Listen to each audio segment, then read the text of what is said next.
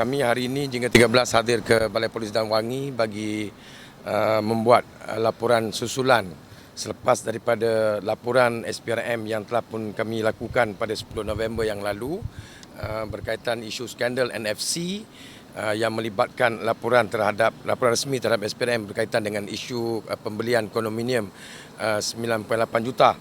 Kami telah pun memberikan bukti 4 transaksi yang dilakukan pada 2 Disember 2009 yang berjumlah keseluruhannya iaitu 9.8 juta yang dibayar oleh NFC kepada Bandaraya Development Berhad, syarikat yang menguruskan dan mengendalikan penjualan kondominium Wan Menerung.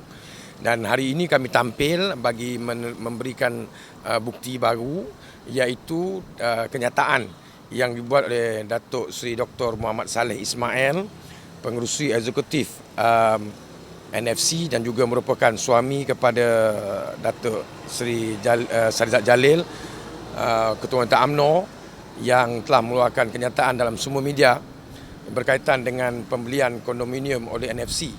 Beliau dengan tegas menyatakan bahawa pihak NFC bukan membeli 1 unit tetapi 2 unit kondominium yang berharga RM6.9 juta. Bermakna 2 unit tersebut ialah berharga 13.8 juta.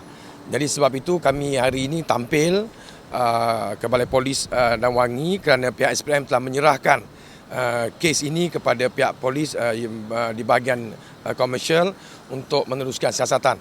Jadi sebab itu berdasarkan kepada kenyataan tersebut, kami merasakan bahawa ada jumlah baru yang telah dinyatakan oleh pihak Datuk Seri Dr. Muhammad Saleh bahawa bukan sahaja termasuk bukti 9.8 juta tetapi juga termasuk baru ialah 13.8 juta duit rakyat digunakan, diseleweng, dipecah amanah oleh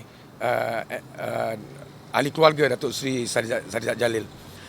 Kami juga mempertikaikan kenyataan yang dibuat oleh Datuk Seri Dr. Muhammad Saleh Ismail yang berkaitan dengan sewaan sebanyak 70,000 sebulan yang bagi kita sangat luar biasa dan tidak munasabah, dan ianya dipertikaikan oleh banyak pihak termasuk mereka yang terlibat dalam prospek penjualan hartanah ini.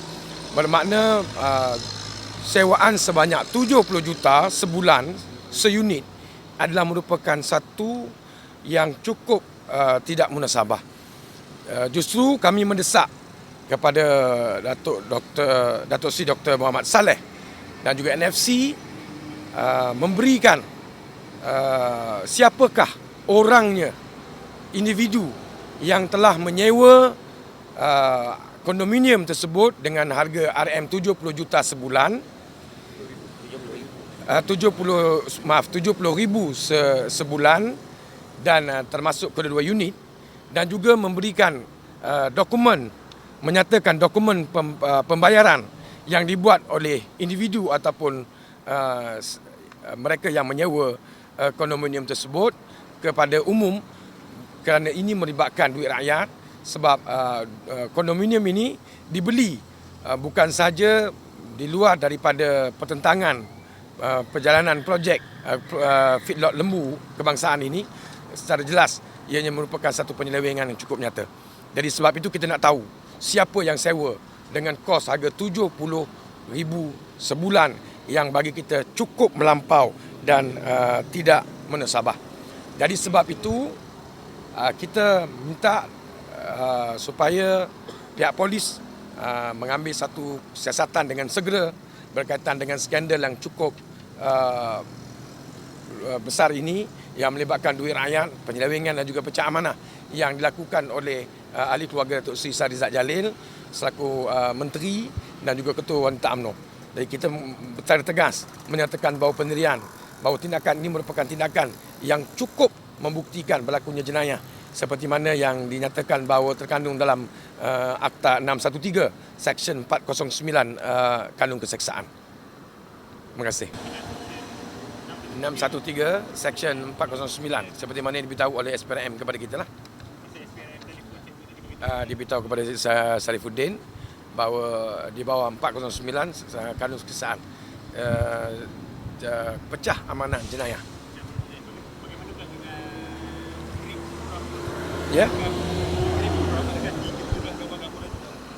Untuk kami meneruskan kontinuiti berkaitan dengan kondominium untuk setakat ini. Jadi sebab kita dapat satu kenyataan bukti baru bahawa bukan satu tetapi dua. Selama ini kita beranggapan bahawa 98 juta itu ialah satu unit. Dan dia ini disahkan bermakna polis telah pun kerja mudah kerana Datuk Seri Dr. Mohamed Saleh mengaku terhadap pembelian kondominium tersebut.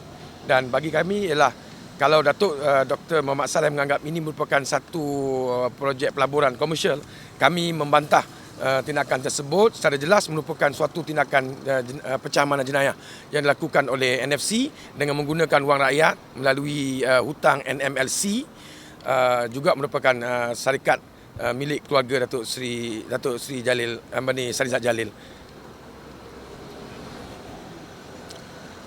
Okay.